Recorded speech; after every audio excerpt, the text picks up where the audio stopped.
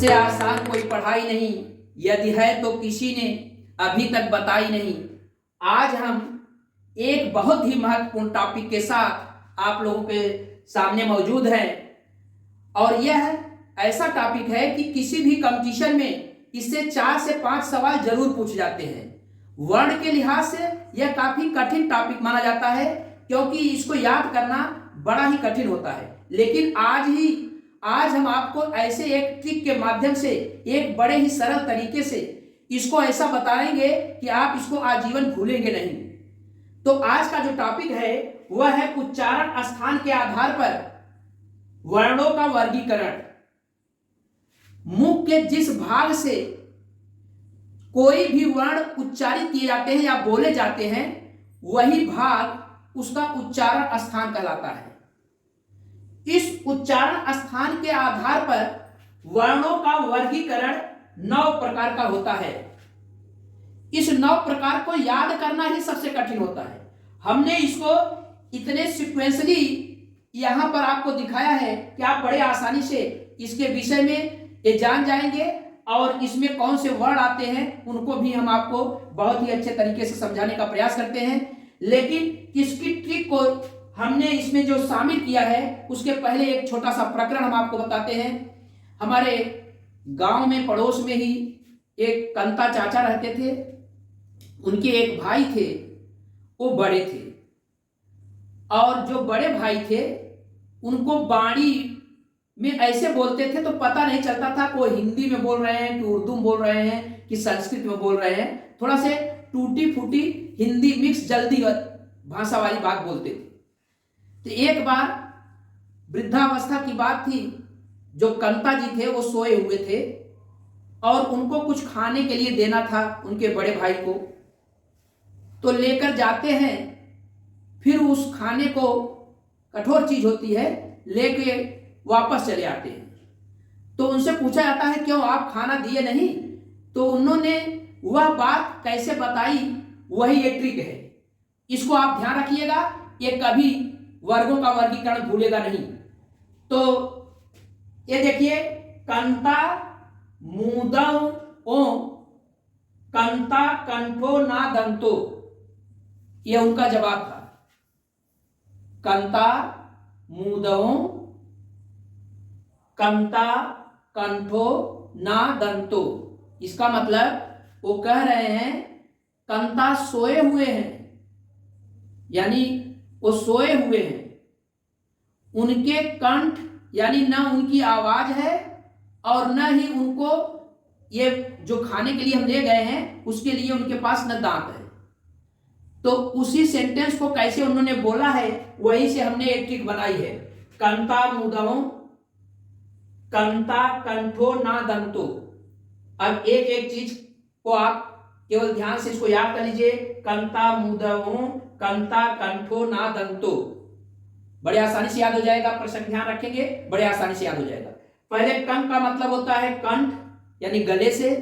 दूसरे इस बार ता है, ता माने तालक, तालक माने कठोर तालु यानी दांत के बीच का जो भाग होता है उससे। मूर्धन्य कठोर तालु के अगले भाग से जो दांत के संपर्क से है वहां तक से। दंत यानी दांतों से। ओ माने ओष्ठ दोनों ओंठों से। कंता, कंता माने कंठ तालक, कंठ और तालु से। कंठो कंठोष्ठ, कंठो माने कंठोष्ठ गले तथा होंठ से। ना नासिक, नासिक का मतलब कुछ ऐसे शब्द होते हैं जो नाक से उच्चारित होते हैं, उन्हें नासिक कहा जाता है। दंतो दंतोष्ठ, दंतोष्ठ मतलब ऊपरी दांत और निचले होंठ से। तो यह चीज आप ध्यान रखेंगे। बाकी इसमें कौन कौन से वर्ड आते हैं हम एक बड़े झटके से आपको बताते हैं। आप क्रम से सभी वर्णों को लिख दीजिए। पहले यहां से देखिए, इसमें अ आ है, क ख ग घ न और है, यानी कुल मिलाकर के ये 9 वर्ण हैं। इसके बाद इसी क्रम में आप जरा देखिए, ई ई च छ ज झ इ य स। ये 3 हमने एक साथ बनाए हैं, य स ल स र स, इसको ध्यान रखिएगा। अब इसके बाद मूर्धन्य, मूर्धन्य में होता है री, इसके बाद त ठ ड ढ अड़ और नव विकसित ढ अड़, और इसके बाद यस है तो र और मूर्धन्य से। रस कैसे लिखा जाता है इस पे मत जाइएगा, केवल याद करने का तरीका यस रस लस इधर रहेगा और इधर एक क्रम से रहेगी। अब जरा ध्यान सुनिए, इसमें 9 वर्ण होते हैं, इसमें भी 9 वर्ण होते हैं, ये 10 होते हैं। सबसे ज्यादा यही मूर्धन्य होता है, 10 वर्ण होगा। इसके बाद दंत यानी दांत से, दांत का मतलब होता है त थ द ध न, और यहां से अब बचा है ल स, ये 7 वर्ण होते हैं। इसके बाद दोनों होंठों से, अब देखिए यहां री तक लिखे, री के बाद एक स्थान छोड़ना है, यानी तथा तथा वाले में अंतिम वर्ण याद रखिएगा न, यानी इसमें कोई आ ई वाला नहीं न रहेगा, ये ध्यान रखिएगा। अब इसके बाद उ प ह ब भ म, यानी ये भी 7 हो गए। इसके बाद ए ऐ ओ औ, क्रम से आगे बढ़ते चले जाइए। उसके बाद नासिक में देखिए